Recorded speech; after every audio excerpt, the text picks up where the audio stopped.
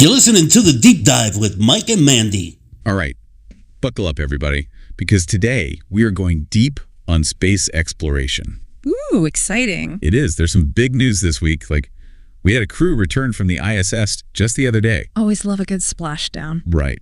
And they were up there a while, too, so lots to talk about. Yeah, what's the, what mission was this? This was Crew 8, so 8th rotation they've done. Wow, and it's all commercial now, isn't it? Like through SpaceX. Pretty much, yeah. Which is actually a good segue because the other big news is about SpaceX. Oh, is this the Elon Musk thing? Yep. Some, shall we say, interesting reports about him and Putin. Yeah, I saw that headline. Got to be careful with those, though, right? Like sources and all that. Oh, absolutely. We've got a couple good ones, though. One straight from NASA about the Crew 8 return. Perfect. And then the other one, it's more of a political piece, but it's from a reputable outlet. Claims Musk's been in contact with Putin pretty regularly. Okay, so private citizen, runs a space company, talking to a world leader. Where's the deep dive angle? That's where it gets juicy. See, NASA's not thrilled about this, like, at all. Yeah. Bill Nelson himself, he was an astronaut. Right. He's calling for investigation. Yeah. Saying this could affect, like, national security, the DOD, even intelligence stuff. Okay, I'm intrigued now. Let's break this down.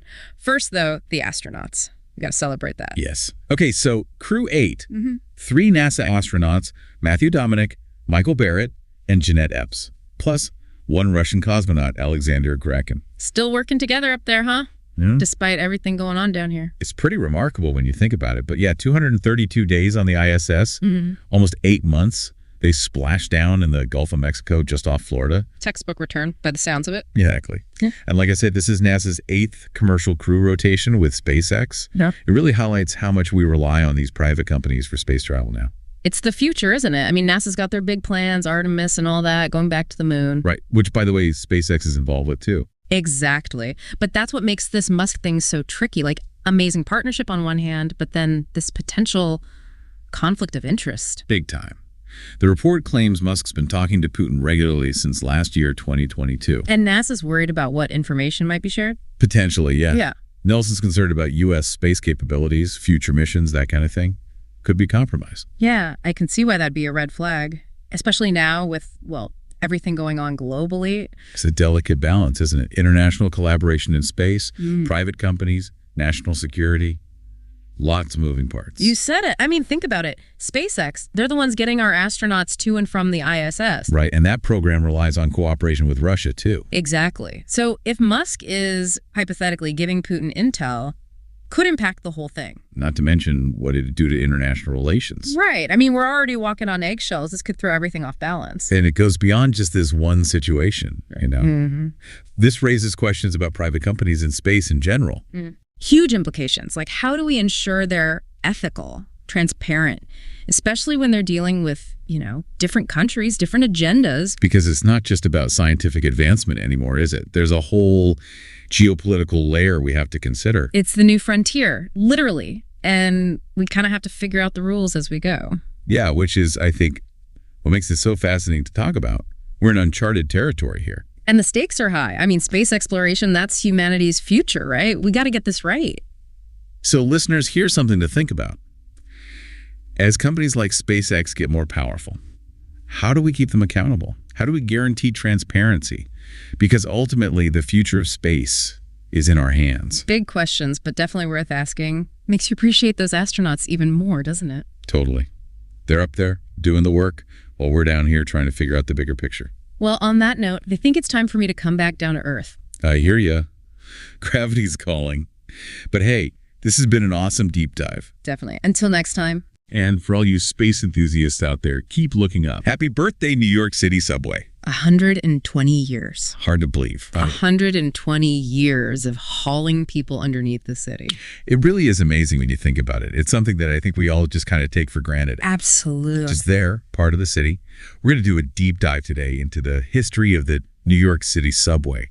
We're going all the way back to opening day, October 27th, 1904, to see what it was like to be one of those first people to ride under the city. Well, it's funny because today we just think of the subway as, well, there. Like it's always been there and it's always going to be there. Right. But going back and reading some of these old newspaper articles, they were describing the subway as shockingly novel. Wow. And I thought, could you imagine? Right. Like, can you imagine that today? Like, oh my God. We're so jaded, right? We're like, ugh, the subway. But yeah, back then it was like, what is this crazy thing? Yeah. Could you imagine like trying to explain the subway to someone who had never seen a subway before? Yeah. Back then, they'd only seen horses and carriages. Right. Like, hop on this metal train. We're going to go underneath the streets. Like, what? Are you insane? Exactly.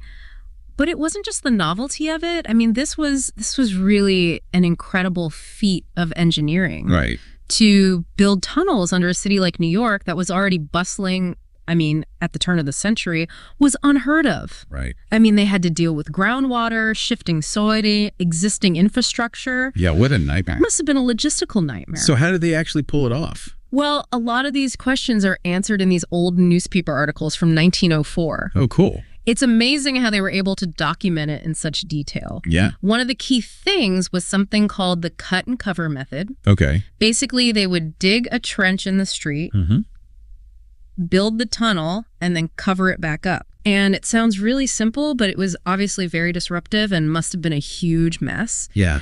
But it did allow them to construct the subway relatively quickly. Okay, that makes sense. And then there's the electrification of the trains. That was a big challenge. They had to develop a whole new system for powering these trains underground. Wow. So direct current was the technology at the time. And that had its own limitations in terms of how far they could actually send the power. So they were really kind of pushing the boundaries of technology in a lot of ways. Absolutely, yeah.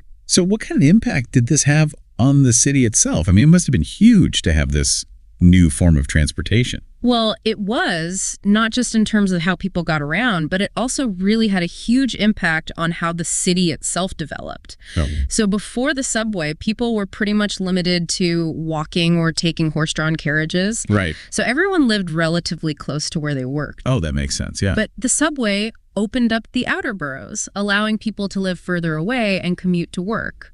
Oh. And that led to some of the first, I guess, what we would call suburbs today. So the subway really kind of led to urban sprawl in a lot of ways. Yes, absolutely. Wow. So it wasn't just, a new way to get around. It was also a catalyst for kind of economic growth, right? Right. And probably social change as well. Absolutely. And I think that social change is fascinating to think about.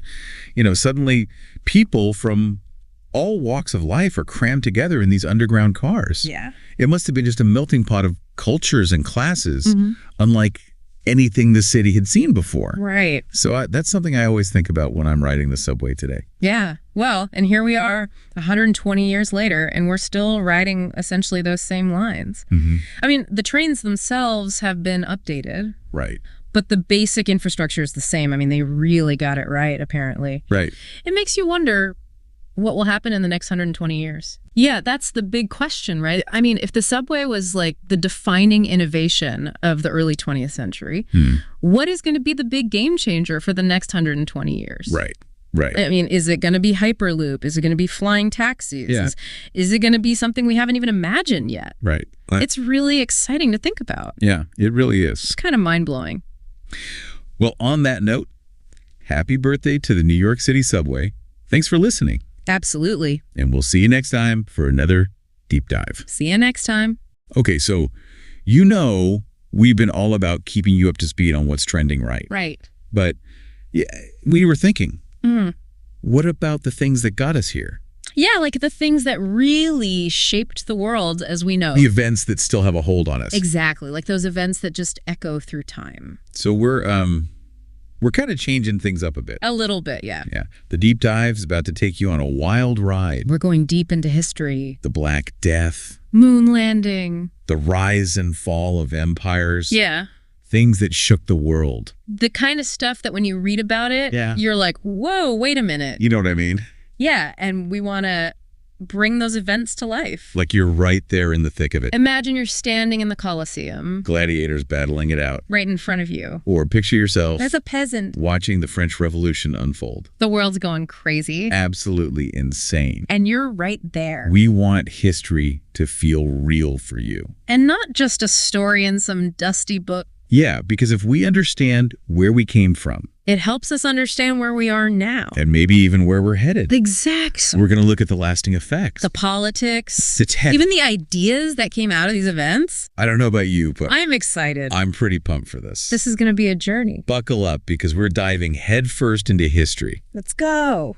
And we're so glad you're here with us. Thanks for coming along. All right, well, let's do this thing. All right. Deep dive time. Let's dive in.